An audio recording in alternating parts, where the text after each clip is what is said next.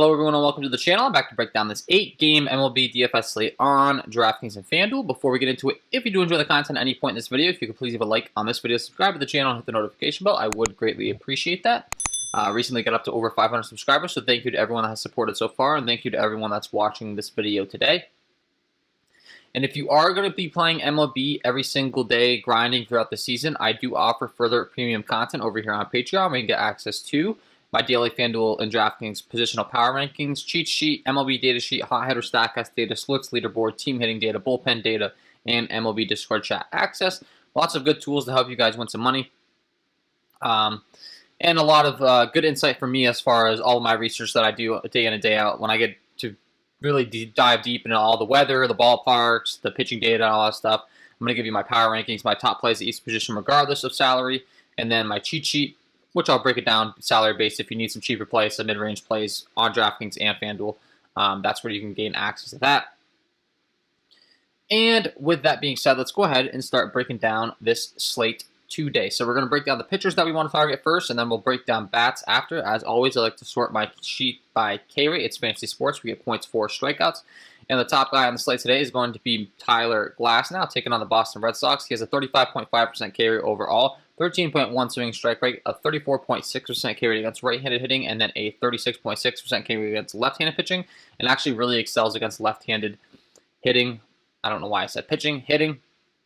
Really excels against left-handed hitting, and right-handers, he does just as good. So a lot of strikeouts to go around as far as the lineup he's facing today in the Red Sox. I'm not all too worried about them. They have a 4.1 implied run total, not the highest on the board. 51 degrees in Fenway, so not the best hitting environment as far as weather's concerned. And the Red Sox have been striking out, a fair amount to start the season. They got guys in the middle of the order that will definitely have their fair share of Ks, guys like Jada Martinez, Sander Bogaerts, Devers, Christian Vasquez, Bobby Dahlbeck, and Freddie Cordero at the bottom of the order as well. So I do think there's plenty of room for upside and Glasnow on this slate today. And I do have interest in playing him. Second on the slate, you could argue has the best matchup on the slate, taking on the Seattle Mariners. Lucas Giolito comes in with a 32.9% K rate, a 15.8 swinging strike rate. Very good stuff as far as the swinging strike rate is concerned. 32.9% K rate against righties and a 32.8% K rate against lefties. So once again, an absolute elite arm. And he gets a better matchup than Tyler Glasnow taking on the Red Sox. Even better matchup taking on these Seattle Mariners, a team that we've been targeting frequently to start the season here. Played a lot of Giolito last night. He was chalky for good reason. He was a little bit cheaper, and this matchup's just going to continue to treat us well, most likely. Mitch Haniger, Ty France, Kyle Seager, Evan White, Taylor Trammell, Dylan Moore, Fraley, Torrens. Just a lot of inexperienced hitters in this lineup and a lot of guys with high strikeout rates. So you can make an argument with the matchup. Giolito's the top arm on the slate, and I would not argue that one bit with you. So he's the second guy you're looking to. Freddie Peralta taking on the Chicago Cubs has a 32.4% K rate against righties. He has a 30.8% K rate against lefties. He has a 34.5% K rate. The only issue that Freddie has is he does give up a lot of hard contact, specifically to right-handed bats. So if there's a lot of really elite right-handed bats that slug righty pitching, we kind of get a little worried with him. He is taking on the Chicago Cubs in Wrigley. There are 8-mile-an-hour winds blowing out, and it is 74 degrees. Pretty good hitting weather for this time of year, so that's a little bit scary. But as far as his price tag is concerned, Freddie Peralta is only 6'4" on FanDuel. I think that's a very respectable price tag. Over here on DraftKings, you're looking to have to pay 7.6 for him, so he is in the mid-range. So that's a respectable play if you need to go to the mid-range. I have no issues with playing Freddie Peralta. Just know exactly what you're getting with him. Like I said in the breakdown, he's got that good stuff against righties and lefties as far as strikeout rate's concerned, but he can give up some hard contact, and specifically to, those right-handed hitters. But overall, against the Cubbies, don't hate it. Game environment could be better, but on FanDuel, I think he has a very friendly price tag at 6'4", so specifically over there, no issues with you playing Freddie Peralta. Yu Darvish, fourth on the slate in K rate. Obviously, we know Yu Darvish has great stuff, though. He's priced up the top pitcher on the slate on DraftKings over here at 10K for a reason, and he is taking on the San Francisco Giants, which, similar to the Seattle Mariners, who we discussed, you could argue is one of the second best matchups you could have. Tommy La Stella, Mikey Strumsky, Donovan Solano, Brandon Bell, Alex Dickerson, plenty of strikeouts in these guys' bats, and overall just not an elite lineup. Yu Darvish comes in as a 2.14 favorite, only a 3.22 implied run total for the San Francisco Giants, so Vegas is clearly backing him up as far as their confidence in him. So you got to like Yu Darvish. We got James Paxton taking on the Chicago White Sox. Lots of pitching options on this slate is the thing. And it'll be interesting to see, where the good news is you got plenty of options. I mean, you can go to any bats you want. So when we start breaking down the bats, we're going to feel good about it. But a 29.3% K rate, a 14 swinging strike rate, 29.4% K rate against righties, and then against lefties is 29% K rate. The only issue he has is he does give up some hard contact to right-handed hitting specifically, and pretty bad. So when he's struggling to these righties, he can get himself in trouble. So you could argue that you could stack up the Chicago White Sox team as well, a team that's pretty good against lefties overall. They don't have Tim Anderson right now, though, so that's a little bit of a hit to their lineups as far as against lefties. And overall, they do strike out quite a bit, so I do think that James Paxton, no issues with going to him at all. It's just a matter of if you really need to go there with all these other options we're talking about on the slate in pretty good matchups. So, and yeah, overall, that's what pretty much we look into. You got Clayton Kershaw taking on the Oakland Athletics. He's a decent option as well. Just the K rate with Kershaw isn't really the greatest now. Still a good pitcher, but overall, you're going to be paying, a decent amount for him in a game where do we really want to go there? I'm not too sure. Let's see. He's 9.5 on DraftKings, which is the second most expensive guy on the slate. Like it's a lot to be paying for a guy where I think you could just go to Lucas Giolito, who's priced $200 cheaper, and he has a lot more strikeout upside. So I'd rather go there personally. And then as far as all these other guys in the slate, I feel like you're getting kind of cute if you're going there. We have a Coors Field game, not all too interested there. You can make an argument for Dane Dunning taking on the Toronto Blue Jays as far as his price tags are concerned. Over here on DraftKings, he is priced at 7.2. Also, Alzolay taking on the Milwaukee Brewers, who I continue to say have a much higher strikeout rate than people seem to think. I mean, Trevor Williams was looking pretty good against them last night. Alzolay has a 28.6% K rate. I mean, we're only dealing with a 33 innings pitch sample size, but keep that in mind. He has a 35.1% K rate against righties, and then it drops down to a 21.9% K rate against lefties, and he has really struggled against lefties. So, when you factor that in with the Milwaukee matchup, not really sure you want to go there because they do have quite a few good lefties. So, a little bit on the risky side. I mean, he does have the strikeout upside against those righties, as I mentioned, but this is a pretty alternating lineup of a 1, 2, 3, 4 expected lefties, so not exactly the right-handed heavy lineup you're looking for. And then Dane Dunning taking on the Toronto Blue Jays. They do have plenty of strikeouts in their lineup as well. They're starting hot, some good hitters, but I think Dane Dunning has quite a bit of upside as well with a 24.6% K rate. Against righties, it's 26.8%, very good. Against lefties, he dips down a little bit as well. Not quite as bad as the splits we were talking about with Alzolay, but similar as far as having his issues against lefties. And on the Toronto side, you are dealing with a fairly good blend, but they do have a lot of righties, mostly in their lineup. So I actually do like Dane Dunning quite a bit as well if you're dipping down a little bit lower in the pitching range. So those are the pitchers I'd be looking to on this slate. As far as bats are concerned, I always like to sort my sheet by SIERA. It's a good way of determining, the worst pitchers in the league or the worst pitchers on the slate as far as their overall stuff. SIERA factors an ERA, K rate, swinging strike rate, ground ball, fly ball, all that stuff. So, worst pitcher on the slate in SIERA by far is Aaron Sanchez taking on the San Diego Padres. Looking at his stuff across the board, really bad on the K rate, really bad on the swinging strike rate. The ground ball and the fly ball stuff's decent. Against righties, he gives up a 422 slugging, 41.7% hard hit rate, a 349 WOBA. Not the greatest. And then against lefties, it gets even worse. He has a 489 slugging, a 356 WOBA. I mean, the ground ball and the fly ball stuff's decent, but just a ton of slugging, a ton of WOBA given up. So definitely going to have some interest in the San Diego Padres today. As far as who I'm looking to in the lineup, obviously we do prefer the lefties, as I mentioned, in his splits, but the righties can do just as good. So you got Jake Cronenworth, Eric Hosmer in the middle of the order, then Tommy Pham, Manny Machado. As far as the latest update on Fernando Tatis, he's going to be out, so obviously, not making the lineup. He left with a partial dislocation of his left shoulder. So that's really unfortunate. You hate to hear that. So Tatis will be out for quite some time, I would assume. We'll wait for an update on him, but that's why you're not seeing him in the expected lineup today. But Tommy Pham, Jake Cronenworth, Manny Machado, Eric Hosmer, Will Myers, I'd have no issue with this stack whatsoever tonight. And they have a 4.78 implied run total for a reason.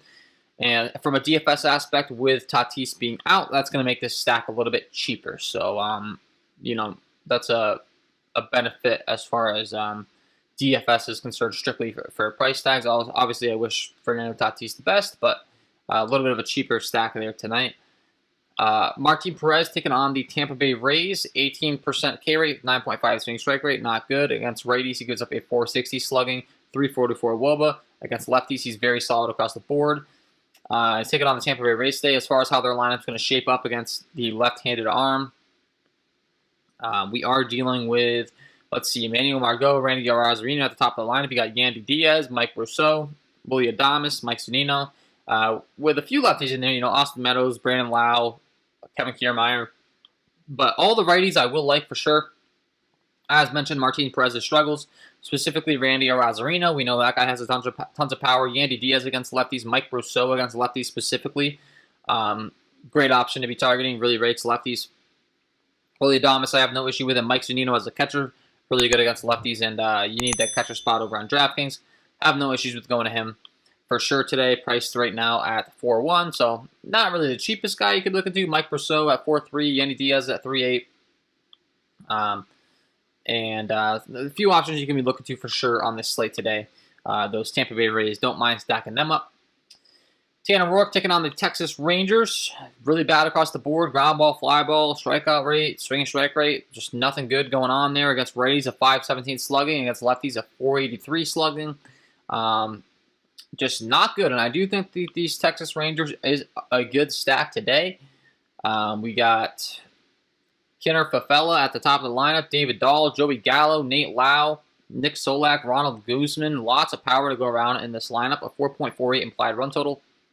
And as mentioned with Rourke's stuff, I mean, just ground ball, the fly ball, the WOBA is terrible against lefties, against righties, the same situation.